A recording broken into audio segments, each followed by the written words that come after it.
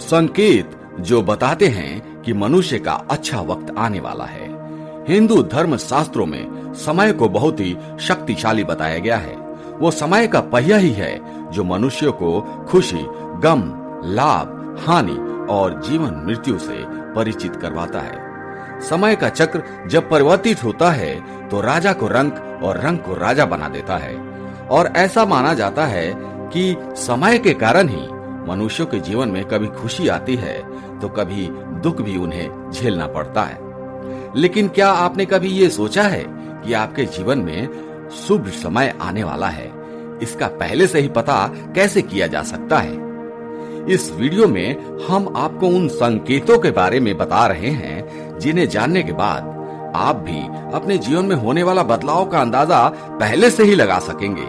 जिसके बारे में भगवान श्री कृष्ण ने स्वयं नारद जी को बताया था। हिंदू धर्म ग्रंथों में वर्णित एक कथा के अनुसार जब एक दिन नारद भगवान श्री कृष्ण से मिलने गए तो उन्होंने भगवान से पूछा, हे नारायण, कृपया करके बताइए कि कोई भी मनुष्य अपने जीवन में आने वाले शुभ समय के बारे में पहले से ही कैसे जान सकता है? तब भगवान श्री कृष्ण ने उत्तर दिया, हे देवर्षि,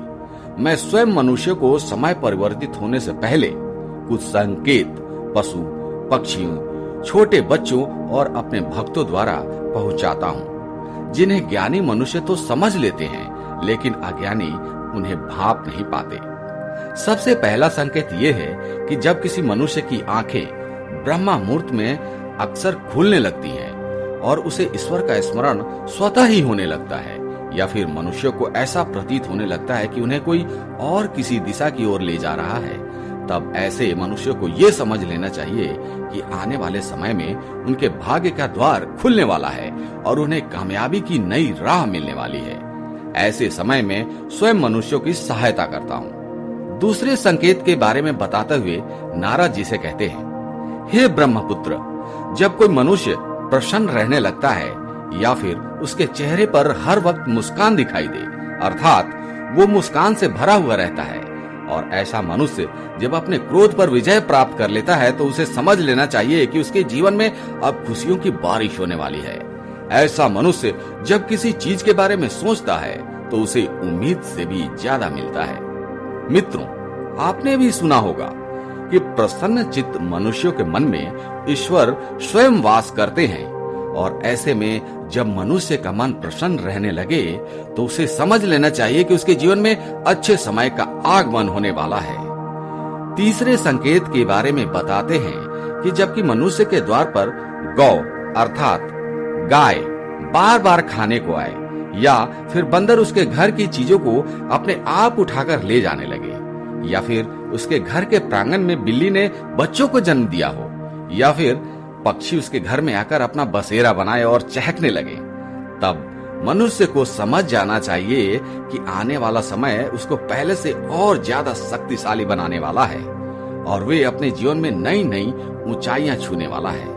चौथे संकेत के बारे में बताते हुए भगवान श्री कृष्ण कहते हैं, जब किसी मनुष्य के घर छोटे बच्चे बिना बुलाए बार बार आकर खेलने लगे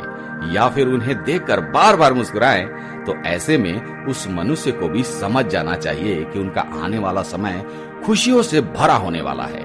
और नए रिश्ते उनसे जुड़ने वाले हैं। मित्रों, आपने भी बड़े बुजुर्गों को ये कहते सुना होगा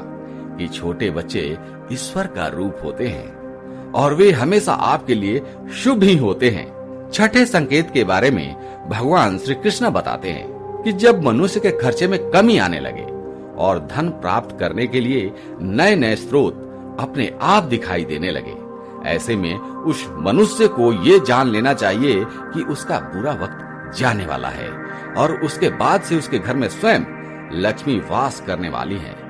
ऐसे में उस मनुष्य को सारी परेशानियों से छुटकारा मिलने वाला है और धन भी उसके घर में ठहरने वाला है, जो पहले नहीं ठहरता था। जब भी कोई मनुष्य पूजा की थाली लिए हुए भगवान की आरती कर रहा हो और उसे ऐसा प्रतीत हो कि उसे देखकर भगवान की मूर्त मुस्कुरा रही है, या फिर उसे बड़े दिनों के बाद उसके घर में अतिथियों का आगमन हुआ हो,